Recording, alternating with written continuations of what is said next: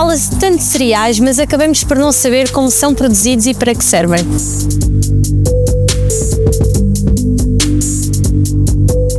Vamos acompanhar um ciclo de produção de cereais e falar com alguns especialistas que nos vão ajudar a perceber todo o processo.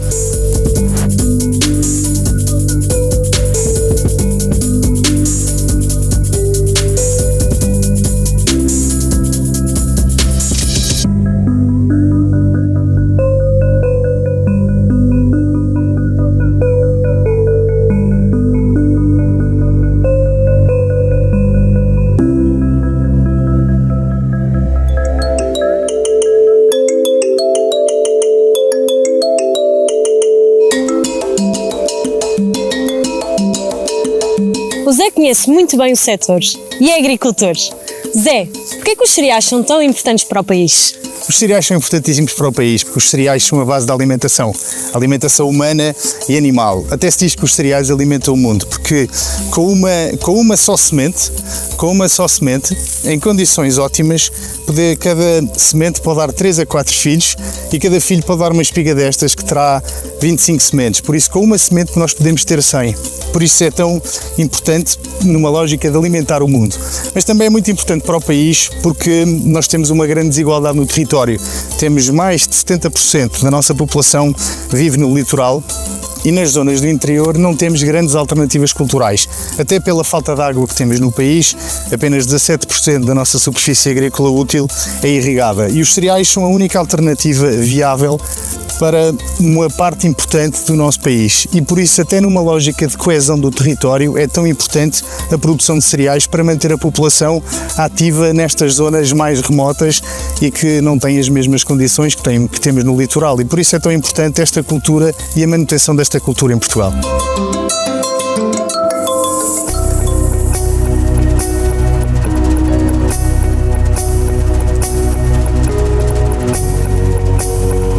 Existem vários tipos de cereais: o milho, o arroz e os cereais praganosos, o trigo, o centeio, a cevada, a aveia triticale. É sobre estes cereais praganosos que vos vamos falar.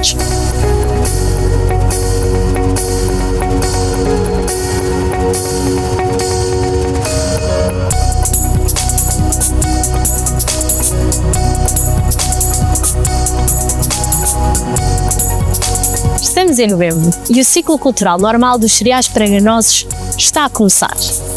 Esta é uma etapa fundamental do ciclo. Bernardo, qual é a importância da fase sementeira? A fase sementeira é realmente importantíssima. É crítico em função do meu plano cultural.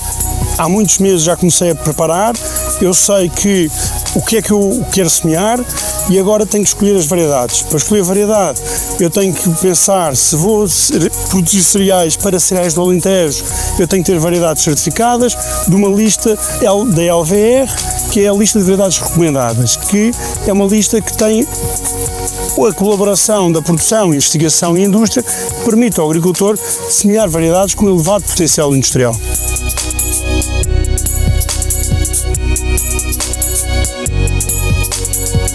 O passo seguinte é a preparação do solo. Como é que se processa a sementeira convencional? É um processo que começa com uma preparação do solo, portanto uma passagem com uma alfaia, um trator com uma alfaia, depois faz a adubação de fundo, depois faz a regularização do solo e a seguir faz a sementeira com um semeador. É uma operação crítica porque tem que ser muito bem feita porque é o princípio do ciclo cultural e portanto é fundamental.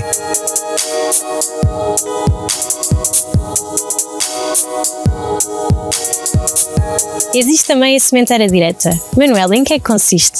A sementeira direta é um dos tipos de mobilização de conservação do solo, que preconiza deixar os resíduos da cultura anterior à superfície do solo e perturbar o mínimo possível o solo. A sementeira direta não há qualquer perturbação do solo, não há mobilização do solo, existe apenas um contacto do órgão de enterramento da semente, que é um disco de um semeador especial, mais pesado, que tem alguma capacidade de penetrar o solo e, como dizia, o disco faz um ligeiro sulco no solo onde é depositada a semente. Não há qualquer tipo de mobilização no solo.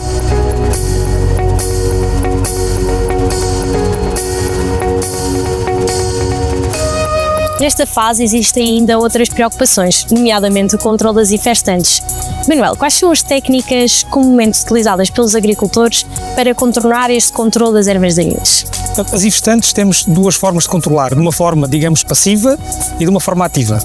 De uma forma passiva através das rotações de culturas, alternando culturas diferentes com épocas de sementeira e épocas de colheita diferentes, de modo a controlar essas mesmas infestantes, nomeadamente a produção de semente dessas infestantes. Em termos de métodos ativos, temos os controlos mecânicos e os controlos químicos.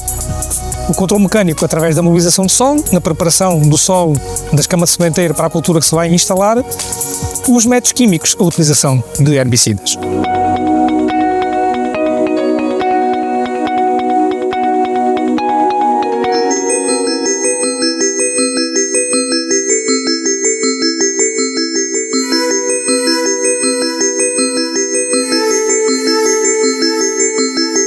Já estamos em fevereiro, na fase em que a espiga está a 1 centímetro. Ana Sofia, eu não consigo ver espiga nenhuma. O que é que significa esta expressão e porquê é que é tão importante para a cultura dos cereais? Olha, Beatriz, efetivamente tu não vês a espiga, mas ela já está cá dentro e por isso é que nós chamamos espiga a 1 centímetro. Portanto, nós já temos a espiga completamente formada cá dentro e dizemos a 1 centímetro porque ela está a 1 centímetro do nó de afilhamento da planta. É importante porquê? Porque esta fase marca o início de uma nova fase no ciclo dos cereais, que é a fase reprodutiva. Ou seja, nós nesta fase já temos a nossa espiga totalmente formada. Já temos todo o número máximo de grãos que nós vamos ter por espiga já está determinado. E por isso é uma fase muito importante e muito determinante. Então isso quer dizer que a partir deste momento podemos fazer uma previsão da produção da nossa cultura e ter uma ideia do que a nossa seara irá produzir. Exatamente, podemos a partir deste momento. Agora, daqui a mais uma semana ou duas, ou mesmo agora com uma lupa, nós conseguimos já contar o número de espiguetas que temos por espiga e com esse número de espiguetas nós conseguimos chegar a um dos componentes da produção, que é o número de grãos que temos por espiga, multiplicando pelos grãos que temos em cada espigueta. Depois, a seguir, fazemos uma contagem do número de colmos que temos na nossa seara por metro quadrado, ficamos a saber o número de espigas por metro quadrado, que é outro componente da produção, e falta-nos o varietal, que é o peso de 1000 grãos.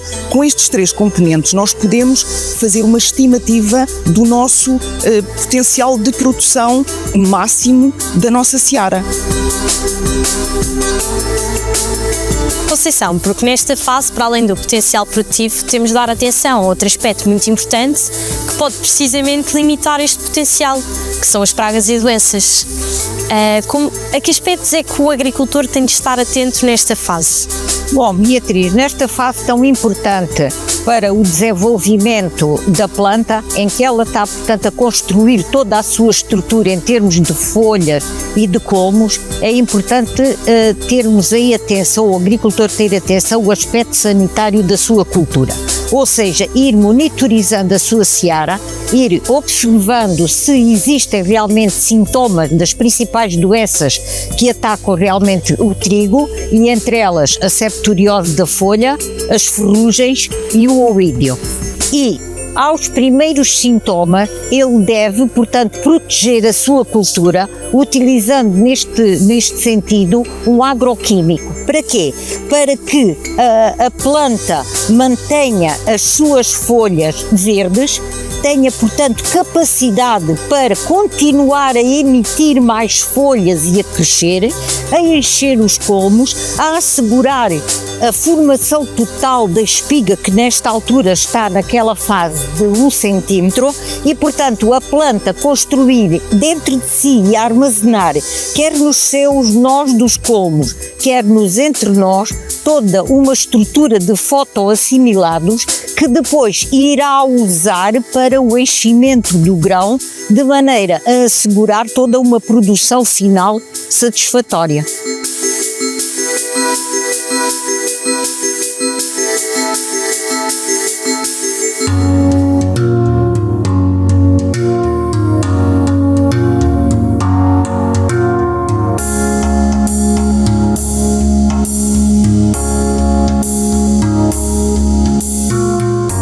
Já estamos em maio, em plena fase de enchimento do grão.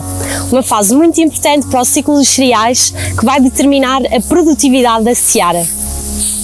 Porquê que assim o é, Ana Sofia? Olha, Beatriz, nós nesta fase estamos na fase de enchimento de grão, que é uma fase muito importante, porque é nesta fase que se termina um daqueles grandes componentes da produção que nós falámos na outra fase da espiga a 1 centímetro, que é o peso do grão. E esse peso do grão, portanto, nós vamos encher o grão, não é? Quanto mais peso tivermos do grão, mais produção vamos ter. Portanto, a nossa produção, parte da nossa produção também é determinada agora. Então voltamos a fazer as contagens, é?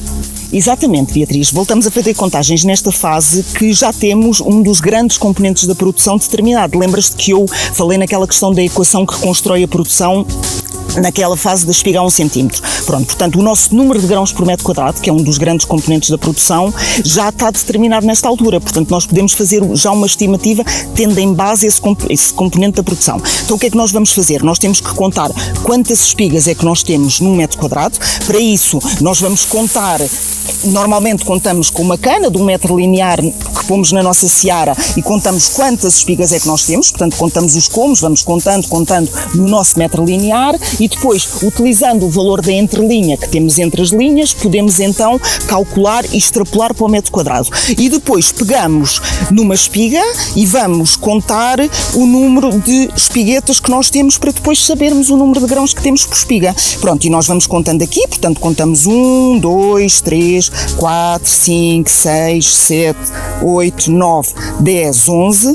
Como temos de um lado e do outro, são 22 espiguetas e nós no Trigomol consideramos que temos entre 2 a 2,5 grãos por espigueta. Portanto, fazendo este cálculo, ficamos com o número de grãos por espiga. Sabendo o número de espigas que temos no metro quadrado, podemos calcular o número de grãos por metro quadrado, que era um dos grandes componentes da equação da produção. O outro, que é o peso do grão, que, como eu já te expliquei, estamos neste momento a determiná-lo, portanto, está neste momento a ser formado. Nós o que fazemos é usamos uma estimativa tendo como base o valor da semente certificada que utilizamos na nossa seara.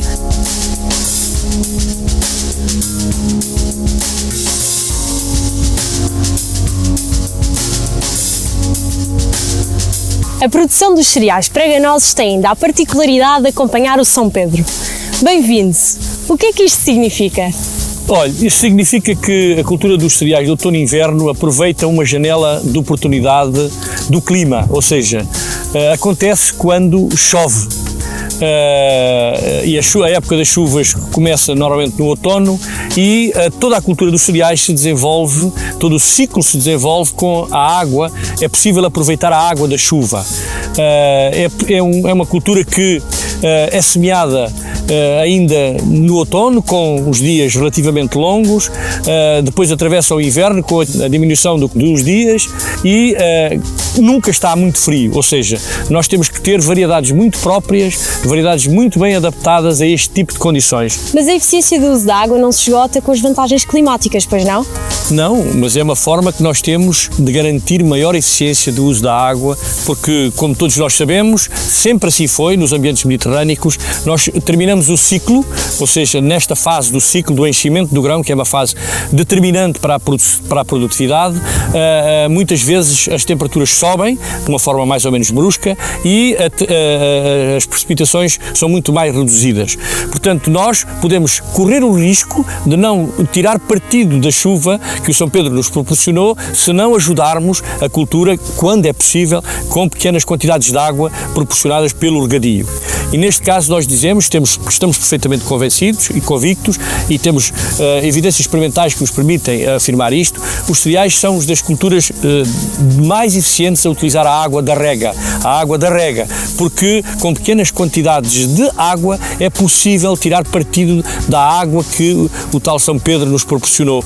Grande parte dessa produtividade, dessas componentes da produção que foram determinadas com a chuva são aqui ajudadas com pequena quantidade de água, ou seja, nós com pequenas quantidades, na ordem de 1000 e poucos metros cúbicos de água por hectare, somos capazes de alcançar produtividades elevadas, tirando partido daquilo que já tinha sido o ano climático e depois ajudadas com a água da rega.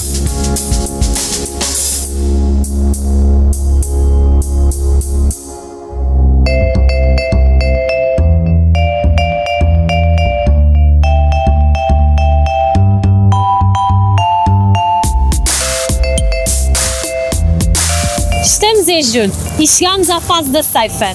Os grãos de cereais, depois de muito acompanhados, estão prontos para ser colhidos e debulhados. Para esse efeito são usadas as ceifeiras debulhadoras, que hoje em dia já nos dizem com exatidão o peso do grão que está a ser recolhido. É neste momento que o agricultor vai confirmar as suas produções.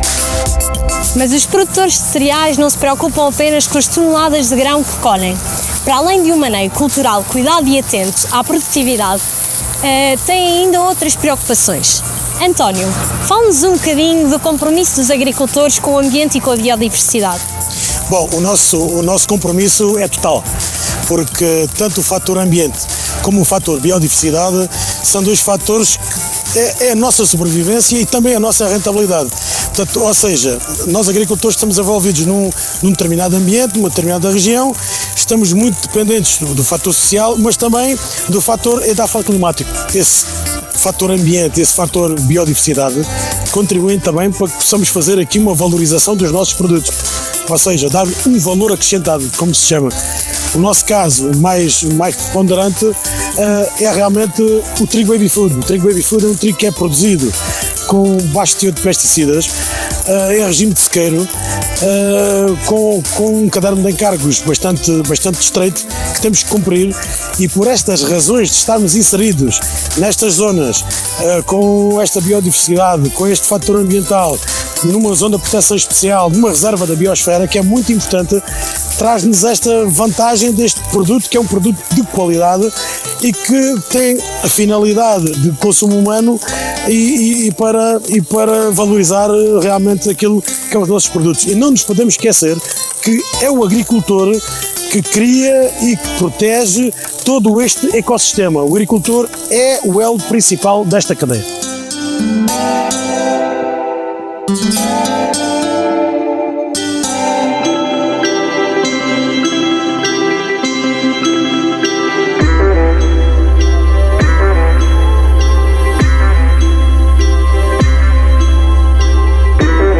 À Fábrica Nacional em Lisboa, local ideal para acompanharmos o processo de moagem e conhecermos mais sobre a produção de farinhas.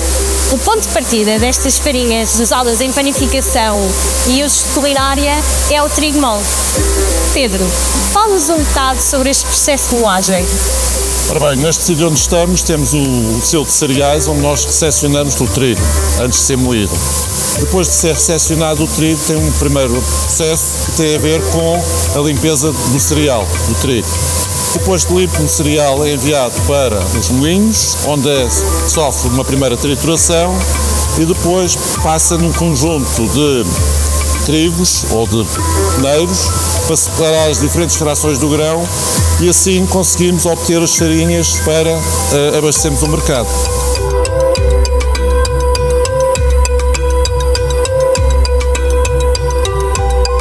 Existe também a moagem do trigo duro. O que é que nos pode explicar?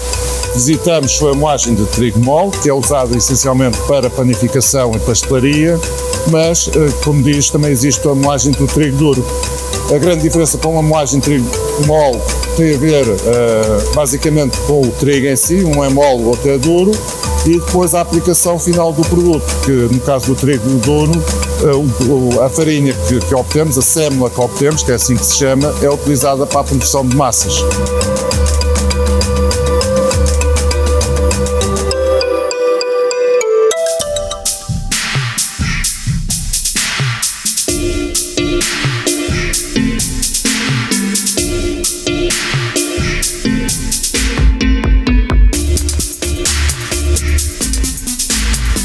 Como sabemos, os grãos de cereais prenenosos, salvo algumas situações, não são diretamente consumidos.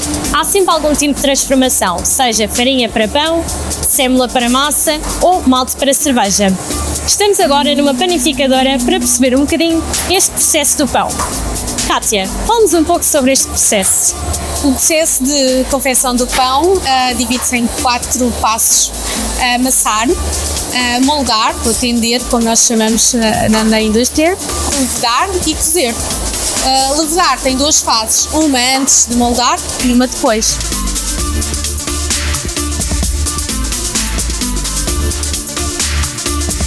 A Aqui produz pão com farinha proveniente de cereais produzidos com o selo de cereais do Alentejo. Esta origem distintiva sente-se no pão? Sente-se no aroma, sente-se no sabor e no nível de hidratação que colocamos na massa, que torna um produto mais rico e mais apetecível.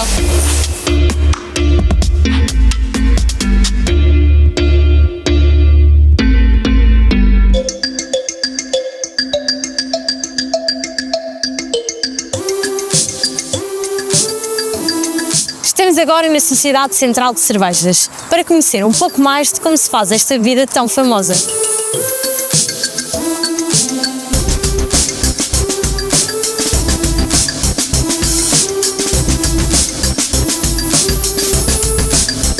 Aqui a matéria-prima principal é a cevada dística e tudo arranca com um processo de maltagem.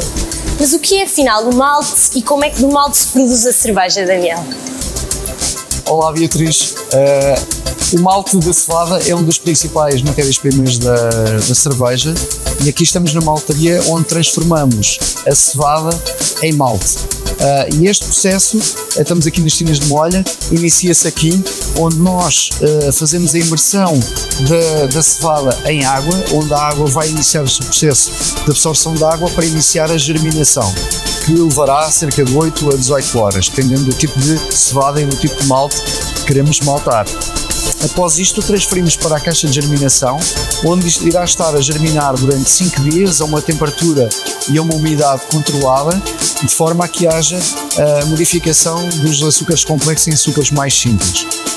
E no final vamos enviar para a secagem, onde vamos retirar toda a umidade do processo, dar a cor necessária ao malte, que vai dar origem à cor da cerveja, e retirar todos os compostos voláteis indesejáveis.